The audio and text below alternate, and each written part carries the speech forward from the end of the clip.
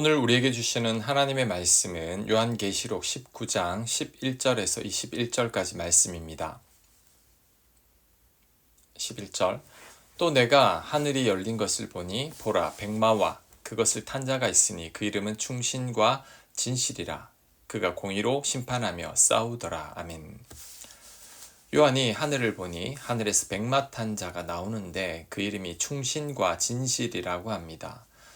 이 백마 탄 자가 바로 예수님이신데 이름을 충신과 진실이라고 말씀하고 있습니다. 본래 이름은 그 사람의 속성을 의미합니다. 충신의 원어적 의미는 믿을만하고 신실한 것이죠. 진실의 원어적 의미는 참되고 진실한 것입니다. 즉 예수님은 믿을만하고 참되신 분이라는 거죠. 이런 예수님께서 재림하셔서 이 땅을 가장 공의롭게 심판하신다는 겁니다. 그렇다면 예수님은 이 땅을 심판하실 만한 분이시죠.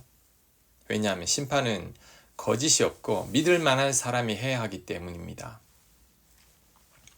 법정에선 재판관이 거짓을 일삼고 권력과 타협하거나 돈을 받고 공정하지 않게 재판한다면 우리는 그 재판관을 믿지 못할 겁니다. 정치인들의 비리와 부정이 밝혀지면 더 이상 국민들의 신임을 받지 못하는 것과 같죠. 하지만 예수님은 온전히 믿을 만한 분이십니다. 거짓이 조금도 없으신 것은 충신과 진실이 예수님의 속성이시기 때문이죠. 아무런 불이나 부정이 없기 때문입니다. 그러니 이 땅을 가장 공평하게 심판하실 수 있습니다. 특히 리더의 자리에 있는 자들은 더욱더 믿을만하고 진실해야 합니다. 그래야 우리가 믿고 따를 수 있기 때문이죠. 충신과 진실에서 신임받지 못한다면 그 어느 누구도 리더를 따르지 않을 겁니다. 이제 우리가 이런 예수님의 속성을 본받아야 합니다.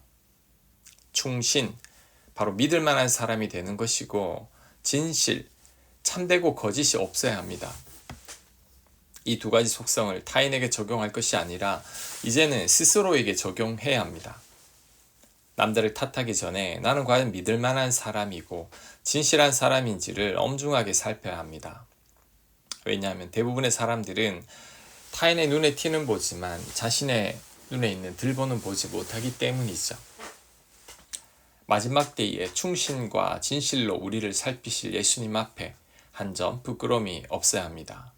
그러기 위해서는 나부터 먼저 예수님처럼 믿을 만한 신실한 사람이 되어야 합니다. 그럴 때 죽음도 그 어떤 심판도 두렵지 않을 것입니다. 지금 이 땅에서도 하나님이 찾으시는 그 한 사람이 될 것입니다. 12절 그 눈은 불꽃 같고 그 머리에는 많은 관들이 있고 또 이름 쓴 것 하나가 있으니 자기밖에 아는 자가 없고 또 그가 피 뿌린 옷을 입었는데 그 이름은 하나님의 말씀이라 칭하더라. 아멘. 그 눈은 불꽃 같고 모든 것을 꿰뚫어 보신다는 거죠. 그러니 모든 것을 가장 공평하게 심판하시겠죠. 머리에 왕관을 쓰신 것은 전능하신 왕으로 이 땅에 오실 것을 상징합니다. 이름 쓴 것 하나가 있으니 자기밖에 아는 자가 없고 라고 했는데 고대 근동에서는 이름을 안다는 사실은 하나님이나 신의 능력을 소유한 것으로 이해되었습니다. 예수님이 자신의 이름을 안다는 것은 예수님이 신적인 능력과 권세를 소유하고 있음을 의미합니다. 또한 예수님의 역할을 누구보다 잘 아신다는 것을 의미합니다. 그래서 피 뿌린 옷을 입었다고 합니다. 피 뿌린 옷은 십자가의 대속적 죽음을 의미하죠. 또한 예수님의 이름이 하나님의 말씀이라고 합니다. 이것은 말씀으로 이 땅에 오신 예수님을 말하는 거죠. 요한복음 1장 14절입니다. 말씀이 육신이 되어 우리 가운데 임하심에 우리가 그의 영광을 보니 아버지의 독생자의 영광이요 은혜와 진리가 충만하더라. 아멘. 예수님은 곧 하나님의 말씀이시죠. 14절 하늘에 있는 군대들이 희고 깨끗한 세마법을 입고 백마를 타고 그를 따르더라. 예수님은 하늘의 군대를 이끌고 이 땅에 오신다는 거죠. 15절 그의 입에서 예리한 검이 나오니 그것으로 만국을 치겠고 친히 그들을 철장으로 다스리며 또 친히 하나님 곧 전능하신 이의 맹렬한 진노의 포도주 틀을 밟겠고. 입에서 예리한 검이 나오고 말씀의 검이죠. 마귀들을 이 말씀으로 물리치셨는데 마지막 심판 때에도 이 말씀으로 대적자들을 물리칩니다. 자, 그들을 철장으로 다스리며, 이것은 악을 철저히 심판하고 다스리는 것을 의미합니다. 진노의 포도주 틀을 밟겠고, 포도주를 만들 때 포도주 틀에서 밟는데 이처럼 철저히 심판하시겠다는 거죠.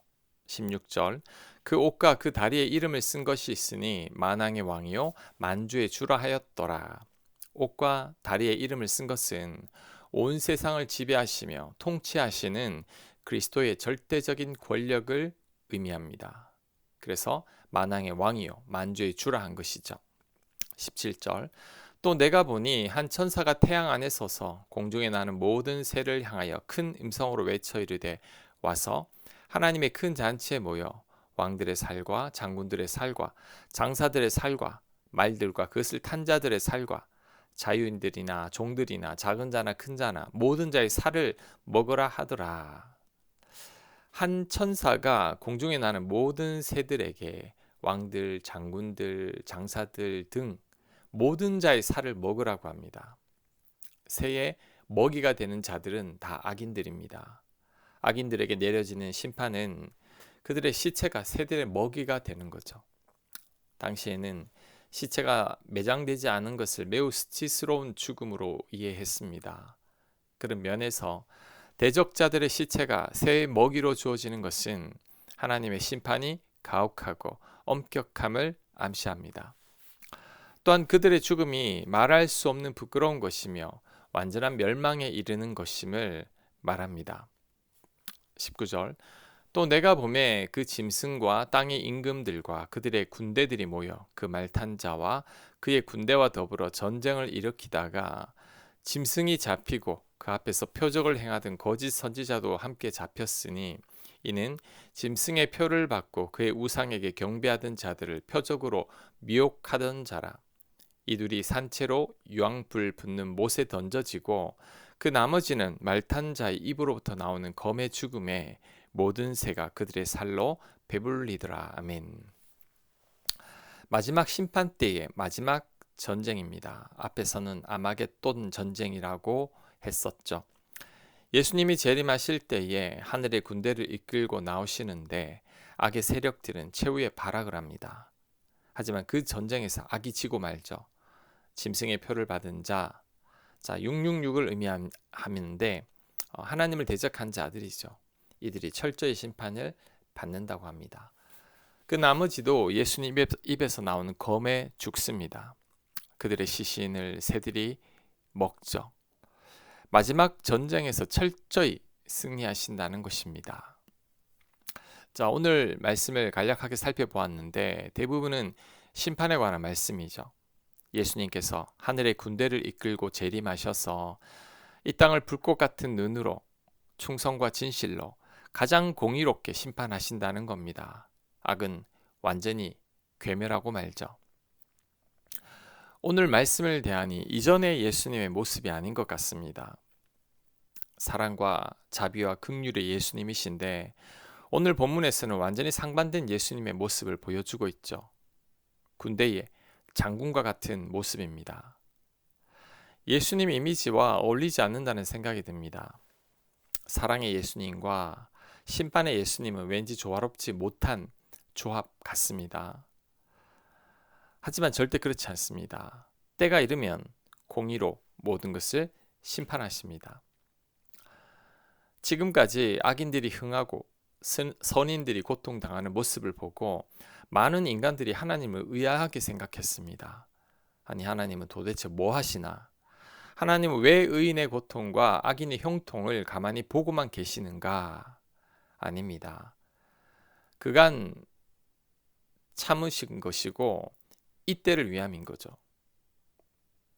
참고 오래 참으시다가 마지막에 가장 공의롭게 심판하시는 겁니다. 이 땅에 사랑과 정의를 바로 세우는 거죠. 하나님의 공의가 이 세상에 가득 차게 하시는 겁니다. 그러므로 악이 번창할 때 분노하기보다 하나님의 마지막 심판이 있음을 기억해야 합니다. 팀 켈러 목사님이 이런 말씀을 하셨습니다. 마지막 때의 심판이 없다면 하나님은 공평하지도 않고 공의롭지도 않으시다. 맞습니다. 하나님 심판에 대한 정확한 말이죠. 악을 행하고 제 멋대로 산 자들과 그렇지 않은 자들이 똑같다면 의인들은 억울할 겁니다. 하나님 말씀에 순종하며 산 자와 그렇지 않은 자들의 최후가 같다면 하나님은 불공평하신 거죠. 평생 악하게 산 자들과 의인들의 마지막이 같다면 의인들에게는 너무 큰 손해이고 우리들 또한 착하게 살 필요가 없다고 느낄 겁니다. 하지만 하나님의 심판이 있습니다. 그래서 심판은 하나님의 공평이고 정의이죠. 그러니 심판하신 하나님을 두려운 분으로 생각하기보다 아주 공평하고 공의롭게 다스리신다고 생각해야 합니다. 하나님께서 참고 참으시다가 마지막에 가장 공의롭게 심판하시는 거죠. 우리는 이 심판을 피하게 됨을 감사하게 여겨야 합니다. 예수님 덕분에 우리는 이 심판에서 면함을 받았죠. 예수님께서 우리가 치러야 할 모든 죄값을 다 치렀기 때문입니다. 그러니 얼마나 감사합니까? 우리는 이 은혜에 감사하기만 하면 됩니다. 심판을 논하기 전에 감사부터 해야 할 것입니다. 아멘. 기도합니다. 하나님의 공의로운 심판을 믿습니다. 그 심판을 면하게 해주심을 감사하오니 그 은혜 잊지 않고 살게 하여 주시옵소서. 예수님 이름으로 기도합니다. 아멘.